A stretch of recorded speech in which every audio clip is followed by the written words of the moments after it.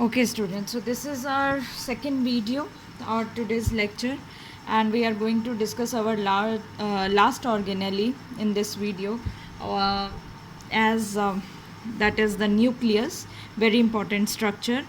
The structure was described by the scientist Robert Brown. Robert Brown first he described the structure in the orchid cells.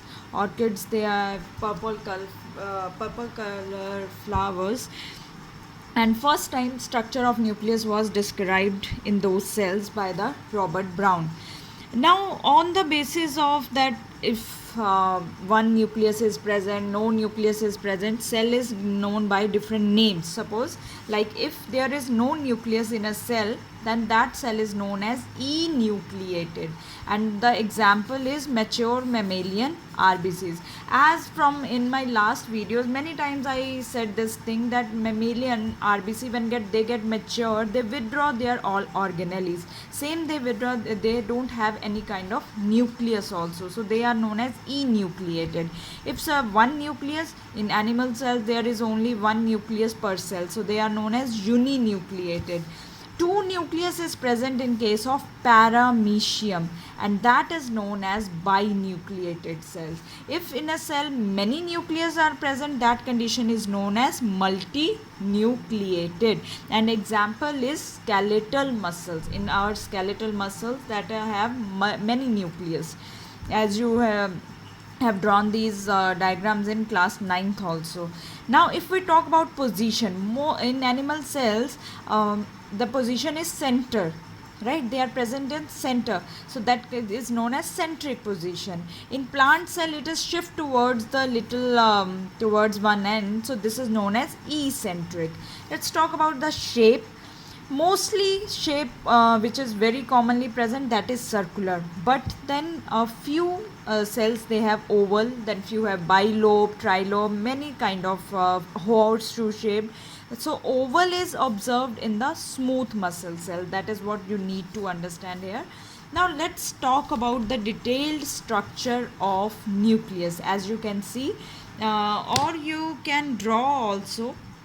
First you have to draw a big circle, or just to draw the dotted lines.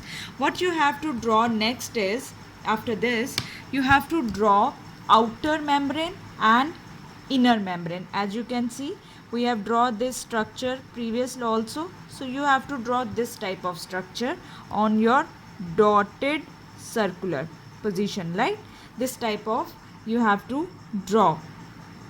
Two membrane structure, because it is a double membrane, that is outer membrane and inner membrane. So label this thing as outer membrane, and inner, this one is inner membrane, right? After this, now outer membrane plus inner membrane, that known as karyotheca. If you recall, that nucleus is known as karyon. Nucleus is known by the name karyon. That is why we say prokaryotic cell, eukaryotic cell. Prokaryotic means primitive nucleus, eukaryotic means advanced nucleus. So karyon word is given to nucleus, right? Then in between these two membranes, as you draw this, you are not joining them. So between these two membranes, there is a space, and that space is known as perinuclear space, right? In between these membrane, there are gaps, and these gaps are known as nuclear pores.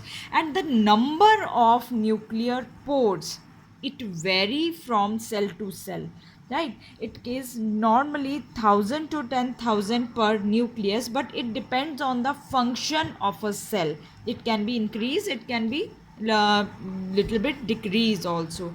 Then there is a transparent material which is observed inside the nucleus. What is the name of that? What is that name? That is the nucleoplasm. Nucleoplasm is rich in enzyme which help in DNA replication. Then another important thing when you draw the structure, as you can see that on outer membrane I have draw these spherical, small spherical structure which are known as ribosomes. Now at few places there is the protrusion, or there is extended structure is observed on the outer membrane, and that is called endoplasmic reticulum. It arises from nuclear membrane. So few extensions are also observed in the structure of nucleus. Then there is one dark stained body is present in the nucleus, which is known as nucleolus. The last one is the thread-like structures. They are present in the nucleus, which is known as by the name chromatin fibers. Right? So here are few things you need to take care about the shape or the structure of nucleus. Which kind of shape it is? Octagonal in shape. Outer plus inner membrane, they are known as karyotheca. Nucleoplasm is rich in enzyme, and these enzymes they help in DNA replication. There are also in the nucleoplasm present divalent ions, magnesium, manganese, and these ions they are activators for these enzymes. Then there are present three types of RNA in our nucleoplasm: mRNA, messenger RNA, tRNA, transfer RNA, rRNA, ribosomal RNA. Then there is present dark stained body, which is called nucleolus. Thread like structures, these thread like structures, they are called chromatin fibers, right, which further condense to form chromosomes. If you are drawing them in a cell, in a nucleus, these are look like this, that is thread like fibers.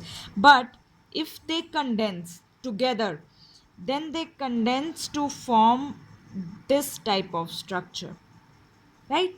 This type of structure is known as chromosomes.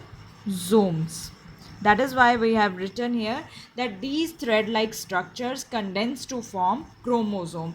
Outer membrane is studied with ribosomes. At few places cisternae of is observed on the nuclear membrane, and these are observed as outgrowth.